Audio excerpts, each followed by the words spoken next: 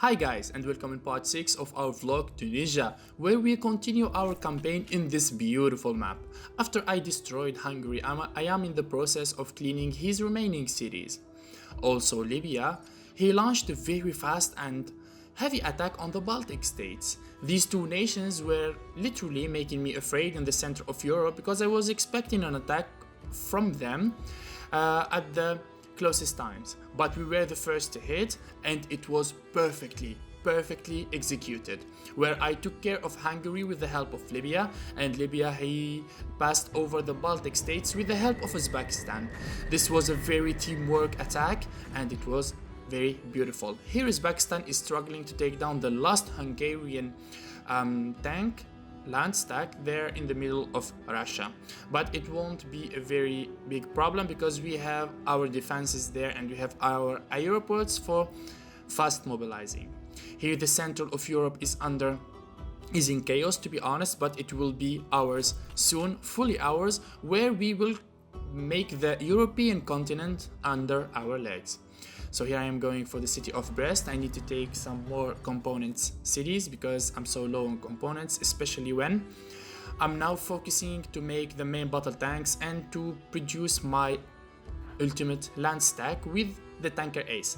So I'm going to start mobilizing my tanker ace, and I'm going to name him after the great Carthage commander Hannibal. You all know Hannibal. He was a very known and famous commander through the Carthage Empire and his war against Rome. It didn't finish well, but he did a big and huge performance where he crossed the mountains of the Alps with elephants. He crossed all of his army through the Alps. That was seriously impossible until nowadays. There would be no army that can cross the huge mountains of the Alps, but yet Hannibal did it. So we continue here. I put my tanker ace to be produced. I will make with him the perfect land stack for the next stages of the game because I'm going to prepare it for our next war. Here it will be just a process of cleaning the remaining cities and provinces. I'm going to annex this city in the middle of Europe. It's a very good component city and it have an army base level 4. Later I will use it to make some multiple rocket launchers, of course. You see here, to boost up my components production, I always aim to annex component city. So this is the enemy I was speaking about. It was Peru. He is going for the solo win. He is already have 2,800 points. He only need other like 900 points to win the solo. He is doing very well. He already controlled all of the both American continents. He have almost 3,000 points. So yes, 100% we are not going to let him have the solo win, of course. Melliodas is in the game and another player taking the solo win. That would be not good. But don't worry guys, I will make sure to kill him before he even thinks about having the solo win. Let me just here finish Europe, and later I will send him my navies. So this is a victory site. It is worth 500 points. It is possessed by the Caribbean coalition, but Caribbean coalition is dead by Peru. Peru destroyed literally the Caribbean coalition there. So before letting Peru take that victory site, because practically taking that victory site he will add 500 points to his sum. So that would be not good for us, and he will go for the solo win. So when in the moment I saw that victory site and I really realized that it is possessed by the Caribbean coalition and Peru didn't go for it yet, I really rushed to send my destroyers there to secure it, and I will send my land troops to claim it. So I need to take that victory site from him. It is so important to take it before him, and you see here I'm sending everything to the Greenland. 5 max level destroyers, and also I'm going to send a land stack there. To be honest, it's time to start preparing some troops for him because things are getting serious. This is the diplomatic map, and in blue is Tunisia. It's a great empire now. We can say that Tunisia now is a great empire. I will continue taking these cities: Graz, Innsbruck and Linz, the Austrian cities in the central of Europe.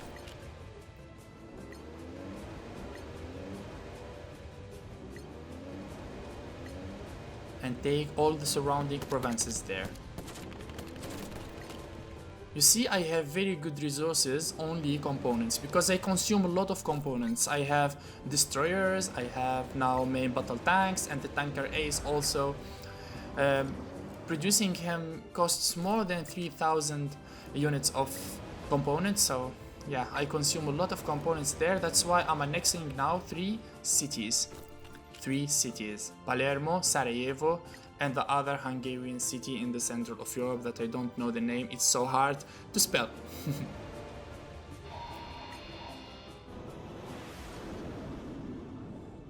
So Europe is almost finished. You see here, it's almost done. These are now my land forces in the center of Europe. I'm going now to send them back home. I have also another stack here in Africa. I'm going to send it to take down some African lands, because here I have 2 nations south of us. It's inactive players. We didn't take them because we were so busy in Europe. So we said that those are inactive players. It's PC players, so they will not pose no threat for us. First, I always aim for the active players. I leave the AI or inactive players for later because they pose no threat and they will not move soon. So yeah, always aim for the active players, destroy them, take their lands, and later take the remaining cities. Because a lot of players sometimes they say, okay, I will start by taking the AI cities and take inactive players, blah blah blah, to make myself bigger, and I will take care of the active players later. But believe me, that's not a good choice, that's not a good idea, because the time you will lose taking down the inactive players and AI cities, other players will use it to grow themselves up. And of course, when they will be growing up, they will pose a lot of problems to you. They will get bigger, stronger, and active players, you don't know how their mind works, you don't know what strategies they will follow, and yes, you should never give them the chance to grow big. Me, when I join a game, I always aim for the active players, destroy them, take their cities, finish the game so soon, and later just claim other lands to finish the game. So here our perfect land stack is ready. Level 2 tanker ace, 5 level 4 main battle tanks, 3 mobile anti-air, and only 1 motorized infantry. And I started making the attack submarines. Some of you will ask me why you are following the combo of destroyers and attack submarines. It doesn't add up, it's a very bad combo. Okay, here I am making my navy so complete with my ally, because my ally have cruisers and frigates. Cruisers are very strong against ships, and frigates are so strong against aircrafts. I made first the destroyers, of course, and now I'm going to aim for the attack submarines. These attack submarines will counter the frigates and they will counter the cruisers.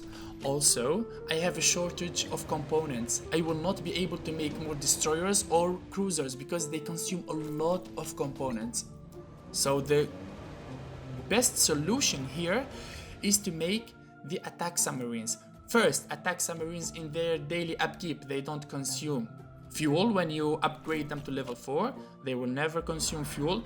And more than that, attack submarines, they don't consume a lot of components, so only 900 or something like that, so it's not a big deal. The attack submarines will consume a lot of electronics, and also they will consume rare materials to be produced. Here you see that I have 90,000 or 50,000 electronics and a lot of rare materials. So making the attack submarines will pose no problem for me. And with that I will make a lot of attack subs. Also we know that Peru have a lot of navy, that's why he conquered all the Americas. So of course we need to have the complete and perfect navy, me and Libya all together, so we will be able to destroy him. He is big. He is now have a very big economy. When you check up the economy stats from the news, you will see that Peru have a big economy. So we need to be careful of him. He is going solo, so conquering and literally controlling all of the both of the Americas in an overkill map of 100 players will not be an easy challenge, will not be easy. So you should expect that we will expect a very good player. So here I have a little beautiful land stack here that I am going to send to take this nation. I'm going for Kumasi, Tamale for more resources. This is Accra. Yes, this is Ghana. Accra is the capital of Ghana. We'll go for the capital. 5 cities for an inactive nation would be an easy target. I will take it so fast, and it will be a chance to boost up my resources. So this is all the north of the African continent is ours. Europe is all ours. Just Sweden and Norway will be cleaned later. So yes, I'm so satisfied with this game to make Tunisia so big like this, because all of the players, they will know that Tunisia is so hard to play with. I have never seen before a player win with Tunisia, to be honest. I know that there are, but well, while I am playing or encountering other enemies, I never see a player winning with Tunisia because it's so small and a very bad position in the middle of the world. Like, everyone will go for you, everyone will want your resources, your cities. I'm glad that I had very good allies to start and initiate with this map. Let's go for Bobo Bulasso. It's a component city.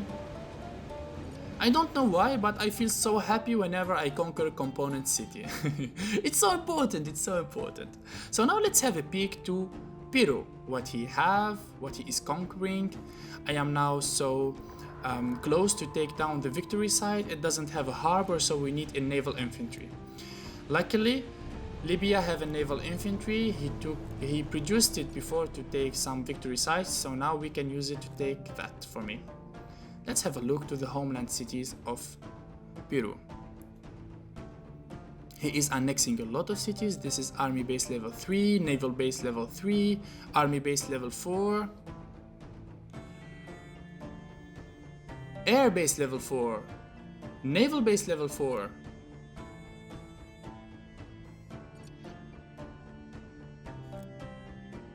We would expect bombers.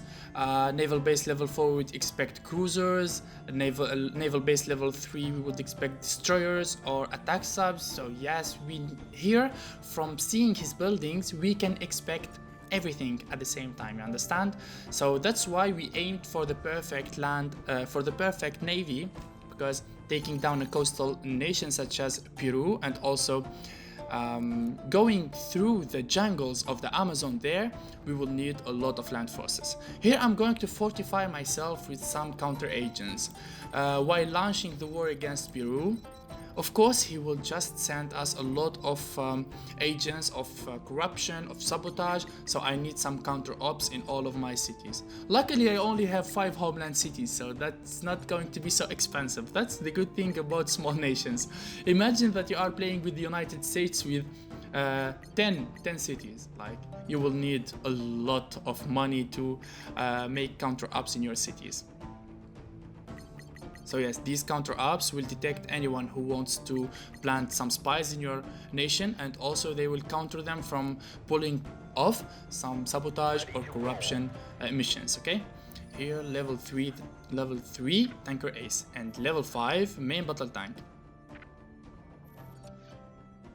I need to be well prepared on land as well as on sea to be able to take down our lad Peru. See here, he's advancing. Now he have 92 cities with 2,900 points.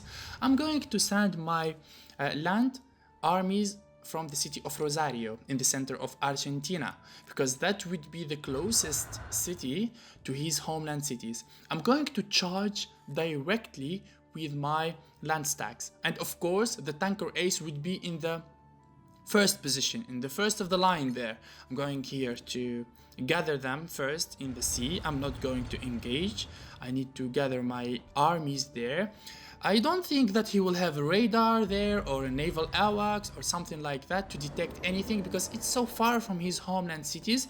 I'm not going to expect him that he will plant some radars all over the continent, so that would be a very secure place. You see here from Rosario, it would be a secure place to slip in and launch a surprise attack, okay?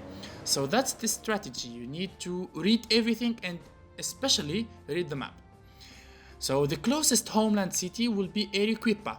It is a little bit far, but with the boosted up speed of the tanker ace, we will reach it so hard. I'm going to pull off these units. I'm going to gather them because they will form a very good land stack of combination of motorized infantries and mobile on-tier. I'm going to pull them off and send them to Latino America. Also now, Libya has received the orders and he is now starting to mobilize and stacking his armies in the Latina America, preparing for the assault against Peru. I'm going now to secure all my land armies with my destroyers there. I'm gonna keep my attack submarines to defend our coasts. I will close all the Mediterranean Sea, all of it. I'm going to close it with my attack submarines, because the second we will launch the attack on Peru, of course he will send us his units, he will send us his navies. So of course, whenever you think about attacking, you also need to think about securing your homeland nation, your borders, your coastal cities. You don't go recklessly like that. You always think about securing your homeland nation and keep it sane there, okay?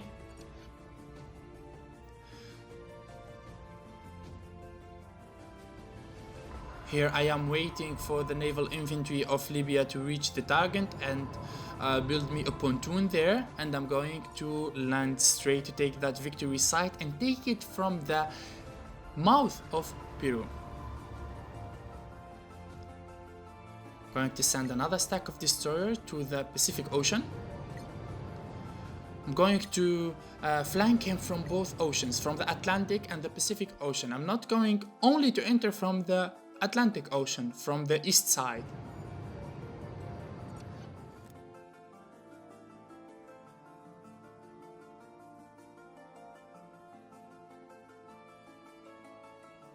This strategy and this plan needs to go perfect, because it's either is going to let us win the game or make us lose the game. That's why we need to be so careful, and we need to take care of all the details of the game, because here we are going to face a serious player, and especially when I see a player that achieves such a performance in such a game, I respect him. So that's why we need to be careful, and we will not say, oh, we are a coalition, we will attack together, you have no chance against us. No. My experience in this game tell me to never underestimate any opponent. Never. It would be so childish and reckless if you attack like that recklessly, without calculation, without anticipation, and without thinking, okay? The good thing about this game that it lets you work your mind. It lets you seriously manage your strategies. Think a little bit, be smart. That's the good thing about this game. Here we are playing with no gold, because when the gold interferes, everything will fall, because like that, whoever have most of the money, he will win. But here we are playing fair. No gold, only the mind and the time works, you understand? This is the Edinburgh of the seas. A victory site owned by Peru. I will send him some units there. Before attacking Peru, I will take the victory sites the first thing, of course, because to take off his points. In this part, we focused entirely on the preparations for Peru and how we will perform the plan. In the next part, the fun begins. So don't miss the next part, guys. Bye bye.